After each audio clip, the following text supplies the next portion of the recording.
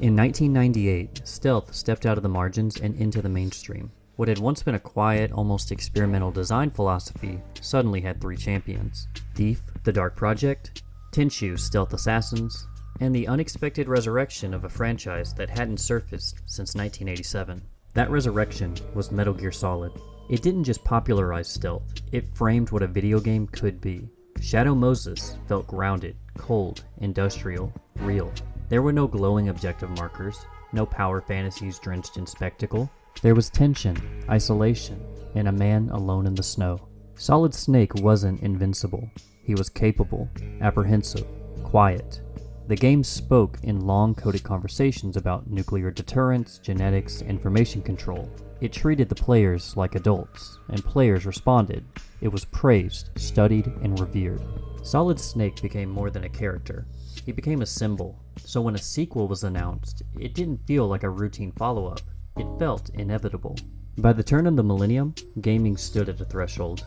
The PlayStation had already changed the industry, but the PlayStation 2 felt like something else entirely.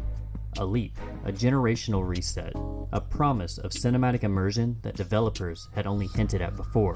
And among the earliest showcases of that promise was a single trailer, E3, the year 2000, on massive projection screens. Beneath stage lights and industry anticipation, footage from Metal Gear Solid 2 Sons of Liberty played for the first time.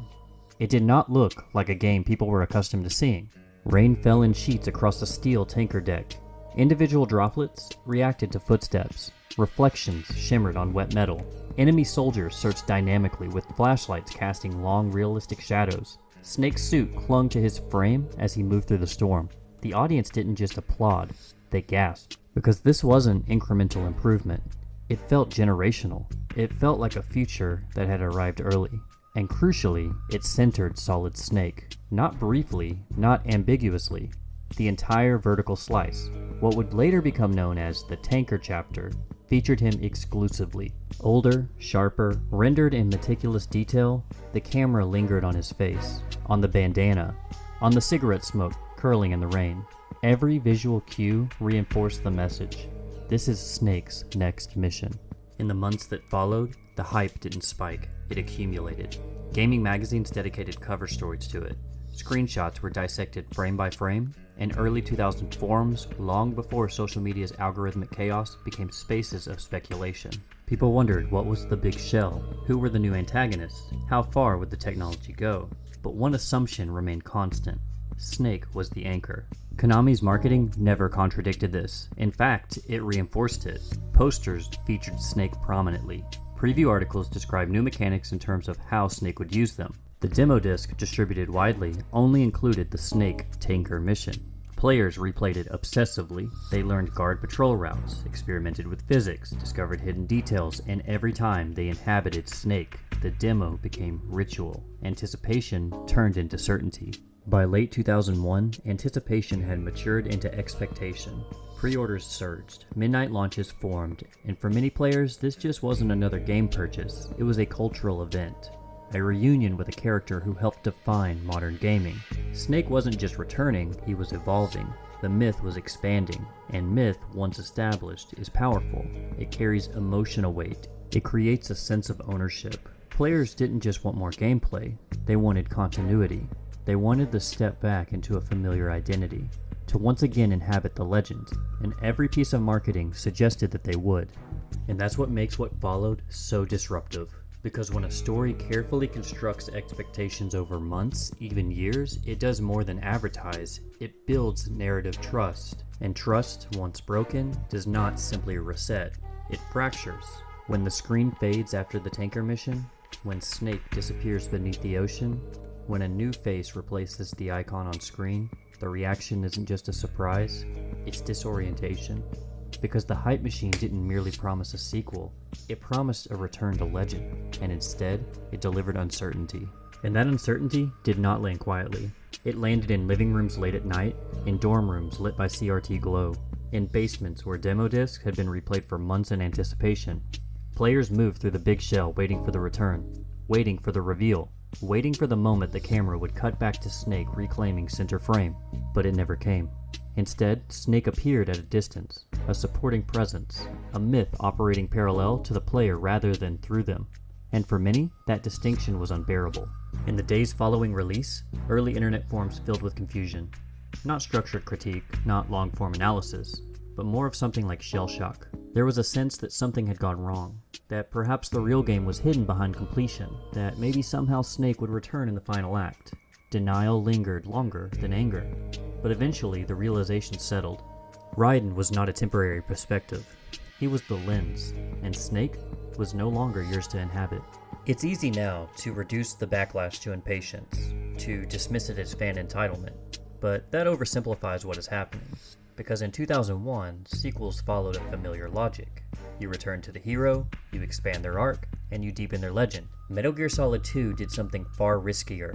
It shifted identification, and identification is powerful. When players stepped into Snake's boots in 1998, they internalized his competence, his confidence, his mystique. Snake rarely doubted himself. He operated with clarity, with autonomy, with a sense of control. Raiden did not. Raiden asked questions, Raiden second-guessed, and Raiden was manipulated. And through him, so was the player. The big shell itself mirrored this destabilization. Unlike Shadow Moses, a grounded singular location, the big shell felt artificial, segmented, symmetrical, almost sterile. It resembled a simulation, a constructed stage, which thematically it was. The further players progressed, the more unstable the narrative became. Information contradicted itself, authority figures revealed ulterior motives, reality fractured under layers of digital mediation, and slowly something unsettling emerged. The game was not about repeating a legend, it was about interrogating the systems that produce legends.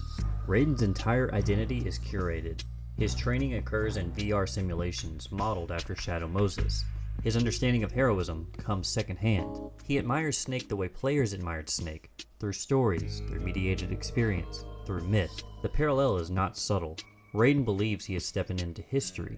In reality, he is stepping into replication, a recreation of events designed to test behavior, to control outcomes, to shape identity, and the player, expecting a heroic sequel, is placed inside that same replication. You are not the legend, you are participating in a simulation of it. This is where the Switch transcends gimmick, because the bait and switch does not exist for shock, it exists for commentary. Metal Gear Solid 2 released at the dawn of the digital information age, before social media dominance, before algorithmic feeds, but already concerned with filtration, with narrative control, with the curation of culture. The Patriots speak of controlling digital information, of shaping what is remembered and what is discarded, of filtering truth to preserve order, and in a strange way, the marketing campaign itself becomes part of that theme. Players were shown a curated version of the experience, a carefully filtered narrative. They were allowed to internalize an expectation, and then forced to confront its instability. The anger begins to look different under that lens. It wasn't just disappointment, it was resistance to destabilization. Snake represented clarity, Raiden represented uncertainty. Snake was myth, Raiden was reflection, and reflections are uncomfortable because they reveal something. When players rejected Raiden for being inexperienced, emotional, less traditionally masculine, they were also rejecting the vulnerability he embodied. Snake was aspirational, Raiden was transitional. Snake had already become the icon, Raiden was still forming, and so were we. Over time, perception shifted. What once felt like betrayal began to feel deliberate. People revisited the game, critics re-examined its structure. Players who once resented Raiden began to understand him. Because Metal Gear Solid 2 was not simply ahead of its time technologically, it was ahead of its time culturally. It anticipated a world where identity is constructed digitally, where information is curated, where myths are manufactured, and where the line between simulation and reality grows thin. The protagonist switch was not a detour, it was the thesis embodied.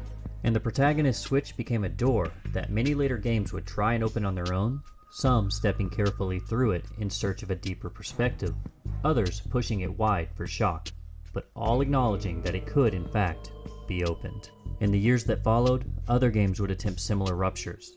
Not always as philosophically ambitious, not always as divisive, but undeniably influenced by the same willingness to destabilize identification.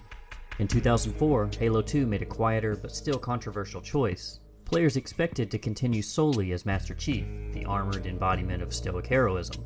Instead, half the campaign shifted perspective to the Arbiter, the enemy, not a caricature, not a faceless obstacle, but a disgraced warrior navigating his own political and spiritual collapse.